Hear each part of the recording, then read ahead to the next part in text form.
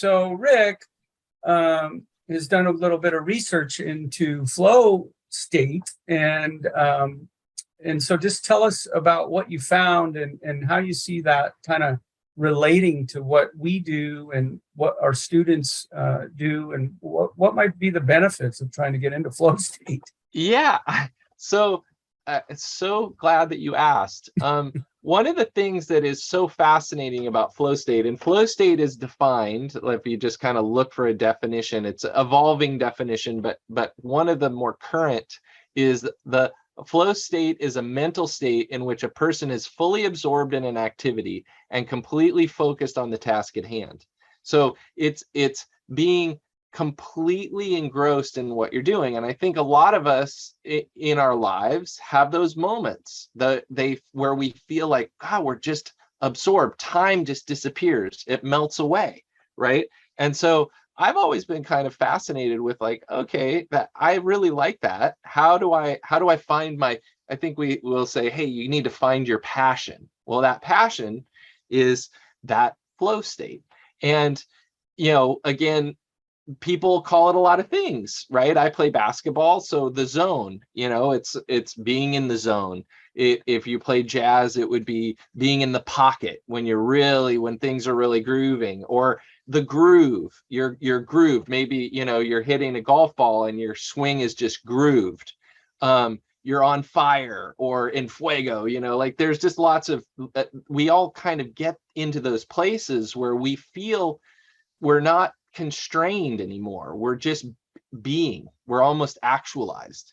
And it reminds me, if you go back to that slide, it reminds me of my son put up, as you came to a few of his games this year, and my son, put so much practice in, and as the games went along, they got more and more high stakes, and they ended up winning a CIF championship. But my point is, there was one game in there where he just went mental and didn't miss a shot, and a big game, like too. 30 points, and normally he averaged maybe 14 or something, and this was against a really, really tough team. And I remember asking him after the game, what was it? Because I want to do that again, right? And he's like, Dad, I have no idea. The first one went in and it felt so good, and the second one went in and they just kept going in, and I was just in this kind of, he described it like that, like time disappeared.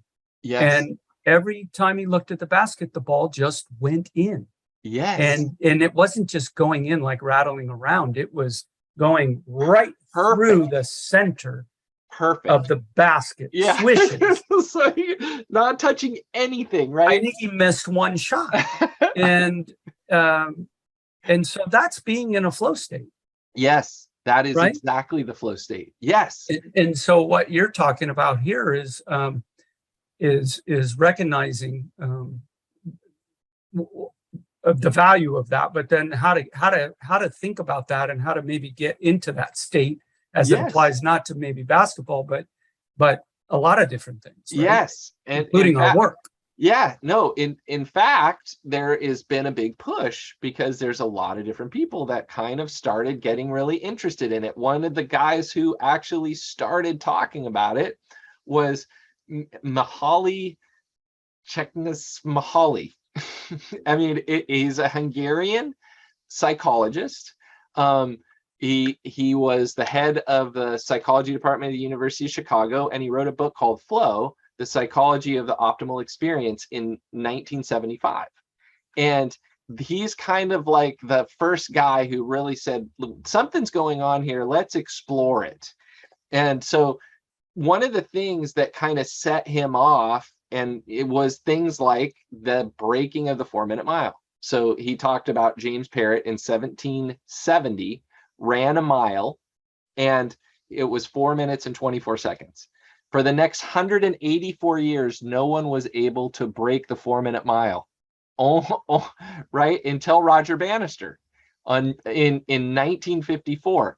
And look at that, one month later, in June, somebody did it again.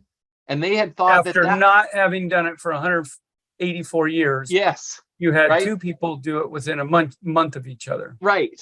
So all of a sudden, it starts to become one of these foundations of performance, that what you can imagine and what you can believe is actually possible once you see it. Once you kind of like take away those limitations that you impose on, oh my gosh, if anybody ever ran a 4-minute mile, their heart would explode and they'll die, and all those things that happen once you move away from that. Well, what had happened is action sports, right?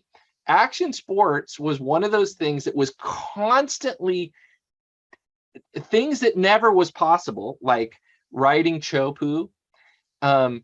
That this wave was unrideable, and it still looks unrideable to me. But people started riding it, and now people do it routinely. Not just one person and one crazy person in an Evel Knievel outfit. It's like if you're a big wave surfer, that's where you go for competition. They hold competitions here and wait for the biggest waves to do it. So once somebody was able to break through, it set a bar upon which future leaps and bounds were made. Right. But exponentially faster than they had been made before that. But how fast it came in, particularly in action sports, was the thing that was the most fascinating. And it's why flow state has just become this, really identifiable thing, because it happened in snowboarding.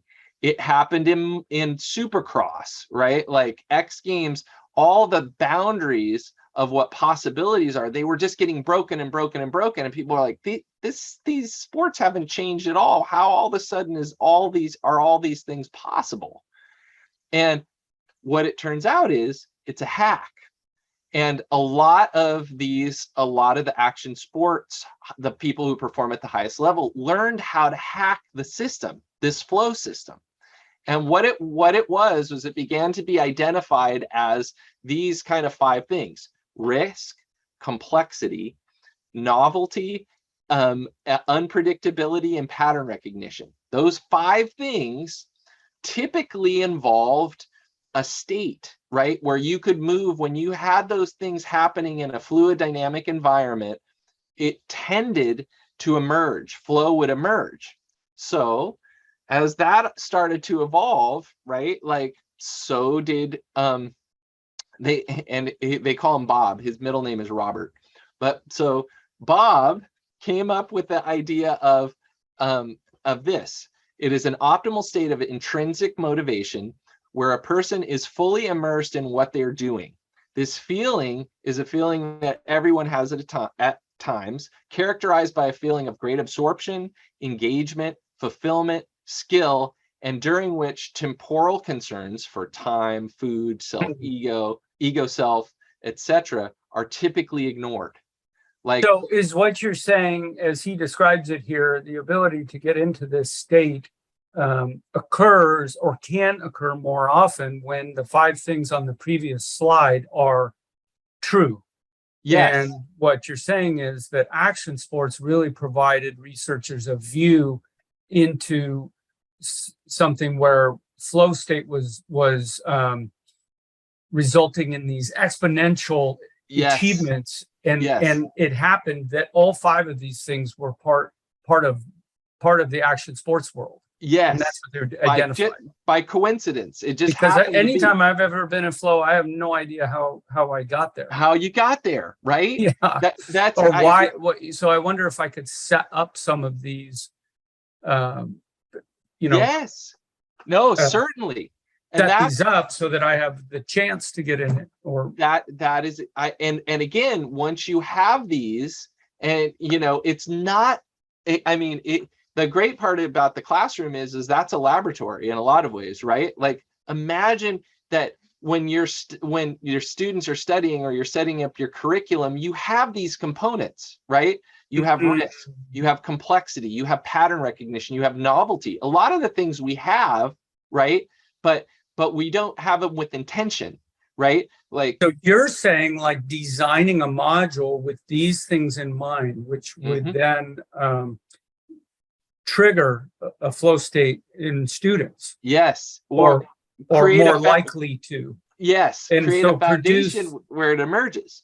these learning, leaps in learning, right? Yes, Interesting. that is exactly right. So what they started to do once they identified that existed, they started to realize, and if you look at we'll start on the left-hand side, the challenge level, whether it was low, medium, or high, like kind of created that little wheel of color, right? At the low end, it was apathy. At the medium end, it was worry. At the high end, it's anxiety. And as you move across to the bottom level, your skill level and how it matched those challenges, right, led to medium, you're bored, relaxation is high. As you kind of like drive across there, control is at high and medium. And then when you get to high skill level and high challenge level, that's where the flow state is.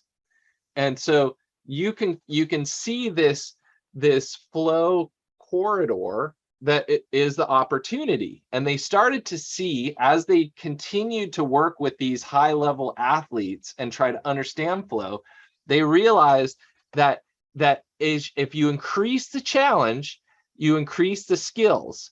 And once those skills start to decrease, you're more anxious, the skills increase, then you have decreasing challenge, right? But you still have high skill, right? And it allows you to move into that flow state, and then less demanding skill and back. And so that activity can create that flow state, and they recognized it. They're like, okay, now we're getting somewhere.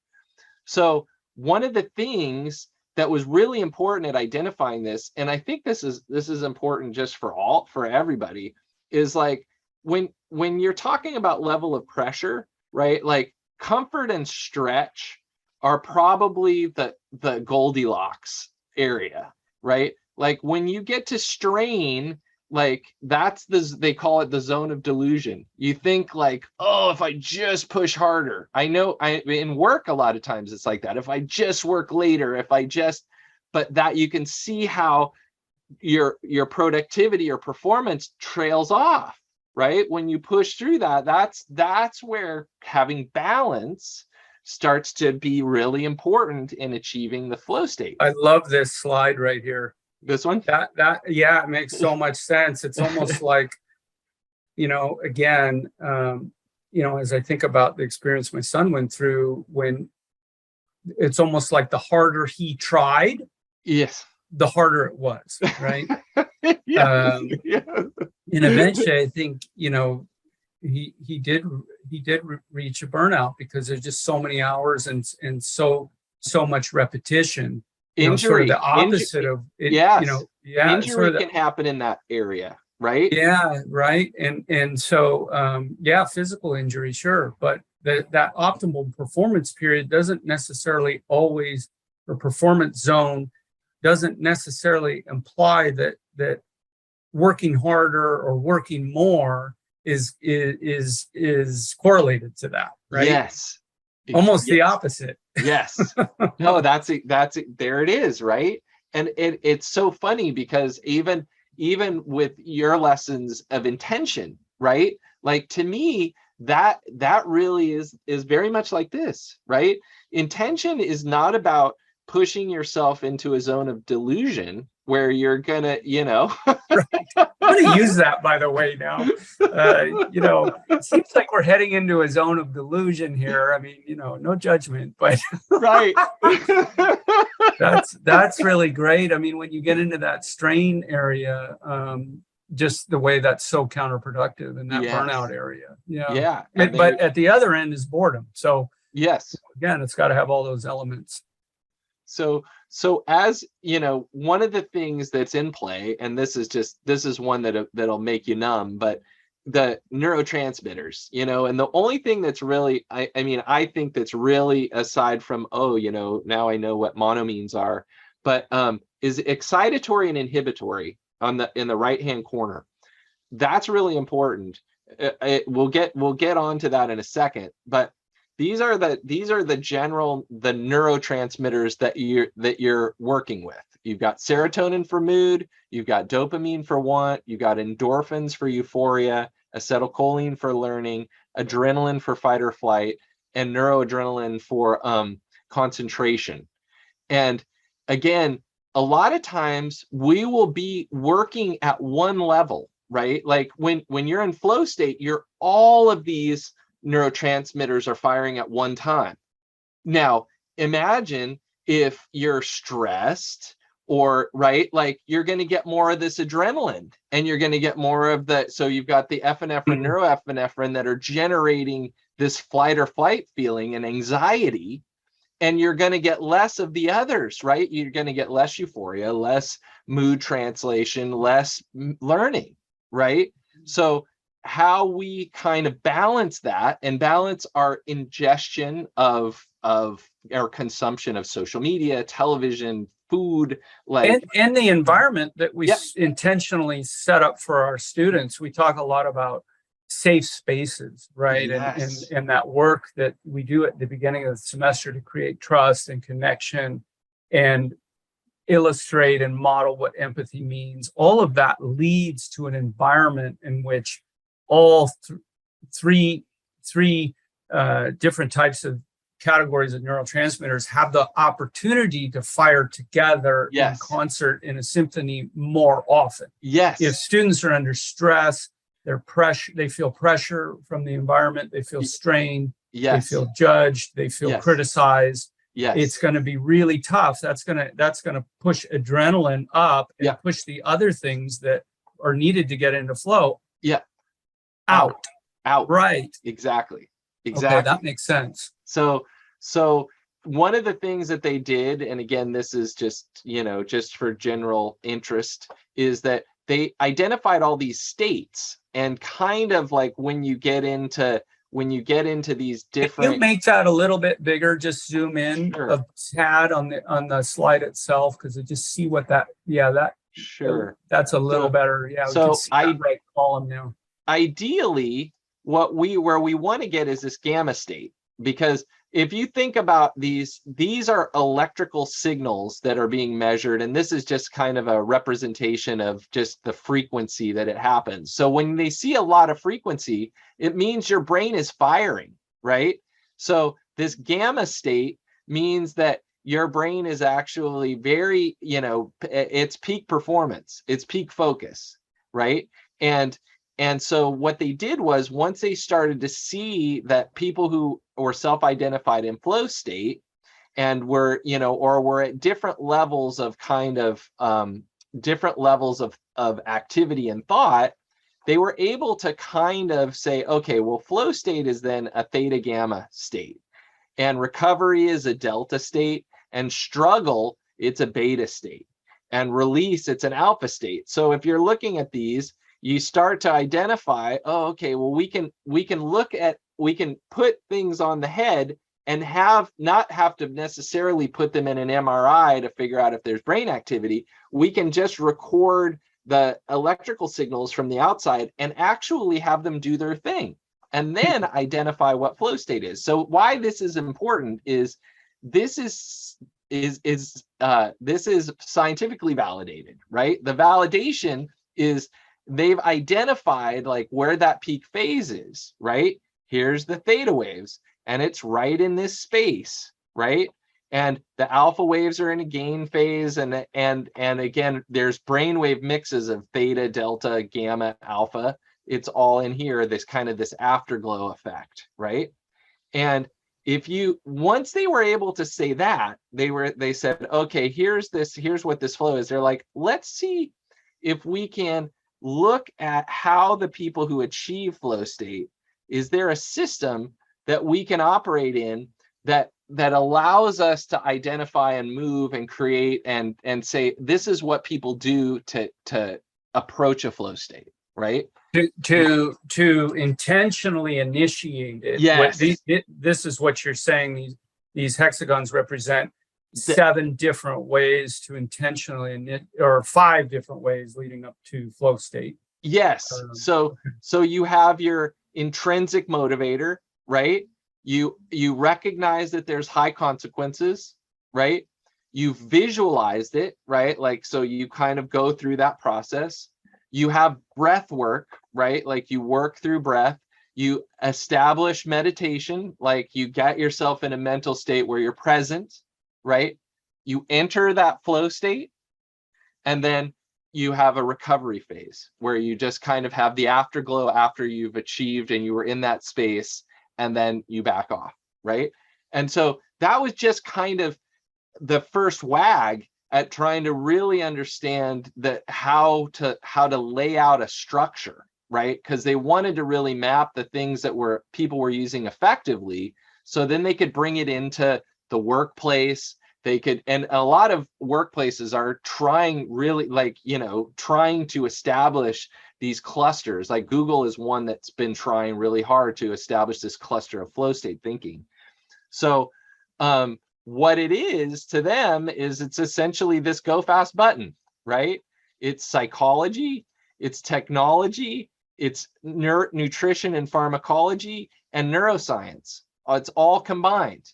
And in a longitudinal study that was published in the Harvard Review, you can look it up online, just to type in flow state in Harvard Review.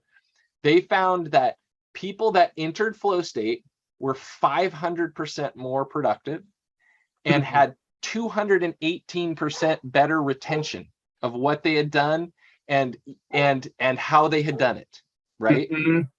Yeah, I thought that was interesting. In one of the videos that you had sent me, and by one of the thought leaders in this area who was working with Apple and Google and Tesla and all these different companies, they were, one of the motivations was that an employee could get done in one day what it might take five days to do. So they're just incredibly more efficient, right? Yes. In this state. Not to Incredibly mention jumps, just like you described in action sports, not on a motorcycle or on a wave or a 4-minute mile, but jumps in thinking, jumps in idea, jumps in creativity, right? Yes, creativity, and solutions, right? Solutions that aren't apparent just in the normal state of things, grinding away 5 days a week. Yeah. Yes. So some of the things that, again, are meaningful, right, are flow triggers. So these triggers that are identified. This is what I think is so good that you summarize this right here. I mean, because these are things that we can actually, concrete things that we can build into our work, but also work that we're giving our students, right? Yes. No, I think, and like passion and purpose. Risk, I thought, was an interesting one. I added perceived because I believe that perceived it doesn't have to be a real risk. It just has to be a perception of risk, right? And novelty, complexity, unpredictability, deep embodiment, which deep embodiment is like, from the inside. It feels like, okay, I feel this deep inside of me. Like this is my emotional feeling. This is my sensory perceptions. That's deep embodiment. Immediate feedback, challenge to skill ratio. So those have to be appropriately balanced. Otherwise, you can tip the cart, right? Like if you're challenging them more than they have the ability to do it, they'll resist, right? And then clear goals where there's intention, right? Creativity and pattern recognition, like those activities. And to me, one of my favorites is gratitude, right? Gratitude is another one that is just a terrific. It's interesting again, if thinking about this in the context of the department, if we thought about building a module or an assignment with maybe several of these things embedded in, or several of these themes, being aware of these themes in terms of the type of content that we build. I'm thinking back to, traditional means of learning where each week the assignment looks the same, right? Mm-hmm.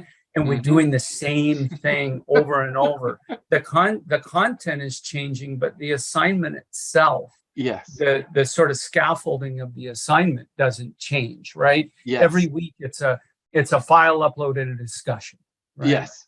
Yes. But if I thought about it in terms of how could I build that within the context of some of these triggers, they look very different.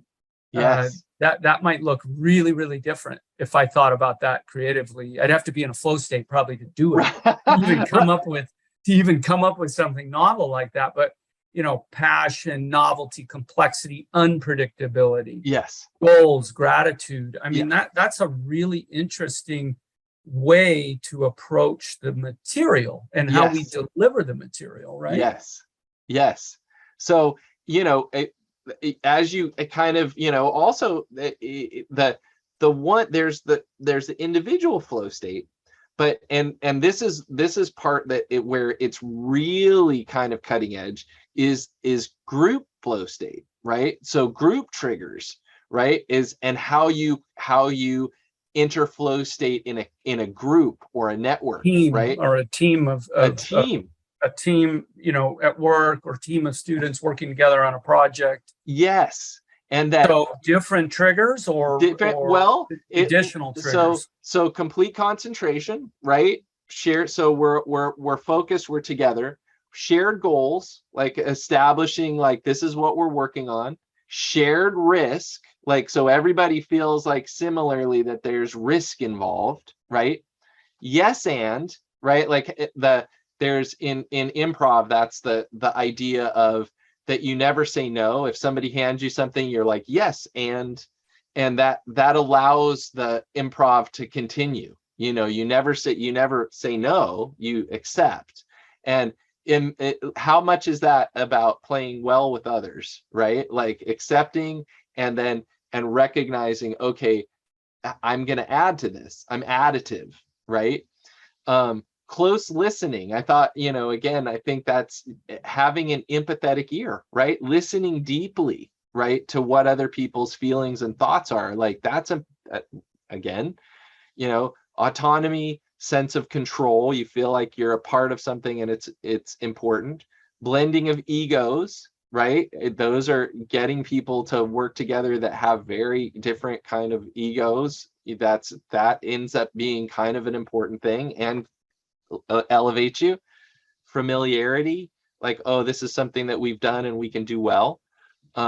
Equal participation and open communication. Like these are all kind of this, there's us on the inside and then there's us on the outside.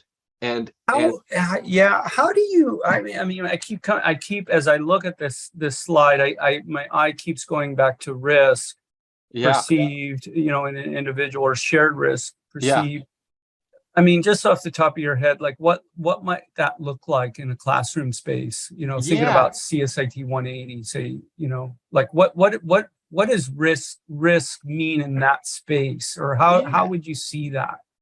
Well, I see risk. There can be all kinds of different types of risk. Like there can be a risk of social anxiety, like having somebody, come up with an idea and then present it in front of everybody, right? There's risk. Or having a group work together and collaborating and have an idea and then present, right? Like there's not really any risk. It's not like we're not dropping you in a Shark Tank. We're not dropping you in.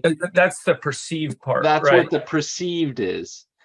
There's no physical risk. You're not going to die, but as I understand it, what you're trying to initiate there is some kind of mild fight or flight response. Yes. Which is that adrenaline component, right? Yeah. Is that the idea? I think yes, I do. I think so, because we'll talk about this a little more. But what it really is, and what they've seen is that when you're really activated, right? When you're really in flow state, your prefrontal cortex is inhibited. It's not lit up, which your ego, your self-perception, your time, your categories, like we like to think left brain, right brain, right? Well, if you think of more of the our self-perception is more left-brained. It categorizes, it uses words, it knows things that are going to happen in the future. It's projecting or thinking about things that happened in the past. It's not in the now. That So when you're in the flow state, you're in the now. You're not thinking, and this is something I really struggle with, admittedly. Yeah. Anytime I do a quiet activity, my brain is thinking about the past and the future at the same time, three different things both ways. That's a pretty good indication I'm not in that state. Yes. When my mind, I mean, that would be a great, that's a great assessment or outcome of flow, of knowing if you're in flow, would be that when you're thinking about something else other than the task at hand, you're not in flow, right? When you're in flow, you're so engaged, like you said, the time goes by. You have this time, almost like this time lapse that occurs, right? Yes. From beginning to end. I mean, you could be working on a task you're so engaged in for hours, and your hunger, your food, your need for water, your need to get something to eat, your cell phone, everything's off, everything's fully in and fully engaged. Yeah, you're present, right? And the funny part is you look at things like, ancient traditions like Buddhism, right? Suffering was really kind of this idea of you being worried about, pleasure ending, right? Or suffering or pain never going to end, right? Like, so those are both examples of you being either in the future or in the past, right? Not present, right? And mindfulness, and the idea of mindfulness, I think, there's a lot of tradition in a lot of different kinds of societies and religion that reflect mindfulness and recognize that kind of ability to quiet that part of our brain that is judgmental, that is constantly assessing. Ego, right? That powerful engine, if you can quiet it, it allows you to sink a 3-foot putt on the 18th hole. Very tough to do, especially when there's a little bit of money on the line. That's right. So one of the things that I thought about was like, okay, well, let's say if we took 17 of these and we did one flow trigger a week, and we just embedded them into, you got like 17 weeks. 17 weeks. And so, so we'll do a little, intensely focused. I'm even picturing like, some kind of, I mean, you could certainly do this unnotes to the student or hidden to the student, but you could also be very transparent about it. And each week could have a flow theme. Yes. As you're asking the students to really engage in this intentionally. Yes. To see where it might go. I mean, I could envision you, Rick, making this pitch on your first night and everyone being like, okay, I'm in. Let's do it. Let's do it. I really want to. I think that giving, I would want that gift from somebody. If somebody came in and said to me as a young student, hey, I'm going to help you make every day of your life more rich from here on out. Like if somebody came in, I'm going to show you how to be in the zone, I would be sold. I don't care what. You couldn't get me out of that class. I'm in all 17. Yeah. Well, because I mean, what joy and what meaning and what peace really can come from that potentially. I mean, so at least from my own perspective, I had no awareness of the broader context of 28 slides on this. I knew the simple context, but I hadn't thought about it in a way that there might be things that can trigger it. And you and I had talked about even the concept of like a micro flow state. Yes. Where even that has value, right? Even if it's momentarily or minutes long, right? Even engagement in a conversation. Those are wonderful. That alone, right? You're talking to a student, or and you're so engaged that's all you're doing right there. That's it. Like that's your intention. That's your moment. That's your space. Like that. I'm going to keep myself right here. I'm not I'm not on my watch. I'm not on my phone. I'm not with that Yes. student. I'm right here. We Tough talk, to do. we talk about it a lot, right? It's like Mhm. the epiphany. Like when you help a student to have an epiphany, in a lot of ways that you have pushed them into the flow state, right? And by what you've shown them and what you said, and they can suddenly wire everything together, and all those neurotransmitters come in at once. Whew, that's it, right? So So this could be these could be 17 themes across 17 weeks, and just chipping away at it. Sure, right? Yeah. Even if it was 5 or 4 or 3 or whatever, any number, like kind of it sets intention. Just And awareness at all, and setting intention at all. Yeah. So some of the things, and this is again pretty pictures, but it shows like kind of brains and flow state. Well, what's interesting about this slide is the team flow, right? Like, so there's team only. We're doing this longitudinal study. One was individual flow. Then there was team only, which is better than individual. And then the team flow is way out of bounds, like crazy what happens to the brain, a whole different region. Like flow only still has some areas and activities that are pretty good. This is really solid with team only. It's really solid kind of reduction of your ego state, right? Like I think you have when you're in a team environment, you kind of put yourself away a little bit. You kind of have to. So when you look at that, it breaks down kind of like solo flow, team flow, pretty good, right?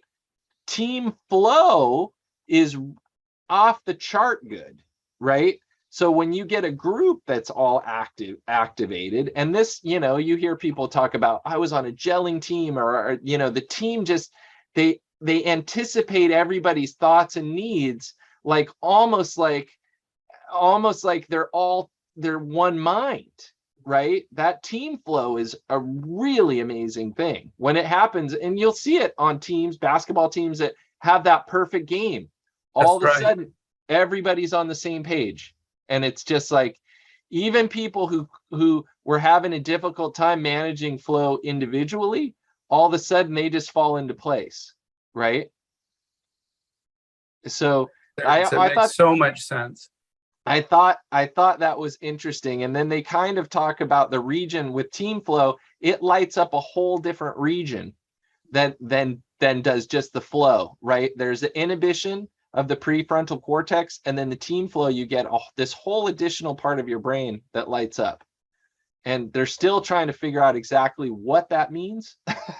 I mean, this is where we get into areas that it's the weeds. But one of the things that I do know is that creativity is kind of this,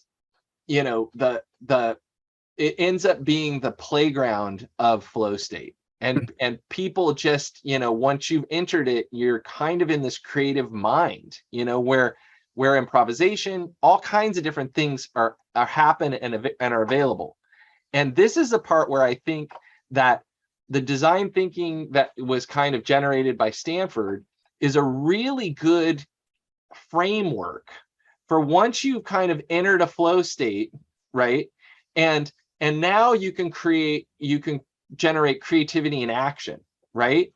You empathize with whatever idea it is, who is it that are the players? Who is it that, this product, who is it this idea serves, right? You kind of have to do your empathy work.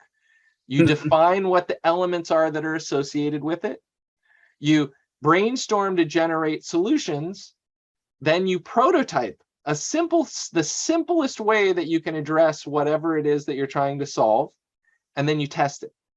And that process just goes on and on, right? Like a team can do it to solve problems, any element, but this framework kind of ties that flow state together and allows you to actually direct it, right? Yes. So that us being able to figure out how that goes, and again, whether it's the cybernauts or it's, you know, a Spartan. It, you know, imagine what were some of the ones that I thought they were great from Cyber Spartan, Cyber Spartan, Cyber Spartans. Yes. Yeah, exactly, right. So like, like it's like, okay. I love it. Right? The Yeah. Oh, Z? No, Yeah. that's But I mean, I guess this is something too that you might be interested in talking to the club about. yes. No, I think I'm an advocate. I believe that, you know, flow state, in most importantly, flow state is a transformational tool potentially, right? Like imagine that what we're teaching is not so much about the information, right? The world that we live in no longer is about like how much can you squeeze in between your in your skull cavity, right? Like in your wetware, but more about that information lives outside of us and how we network and connect with the world outside, the broader world outside of us, and how efficiently we can do that also will relate to our success in the world, right? So what becomes really important to us as teachers, as instructors, is not the information that is at everybody's fingertips outside of us, but more of how we're able to enter a state that allows us to process the information the most efficiently and apply it in ways that are meaningful and empathetic and knowledgeable about the world around us. That's a fantastic place to end. I think that's a beautiful summary of why we should be interested in this and why we should try to engage in thinking about this. So I would just want to say how much I appreciate you taking the time to really educate all of us on flow state and what the possibilities are. So thank you, Rick. Absolutely. Thank you.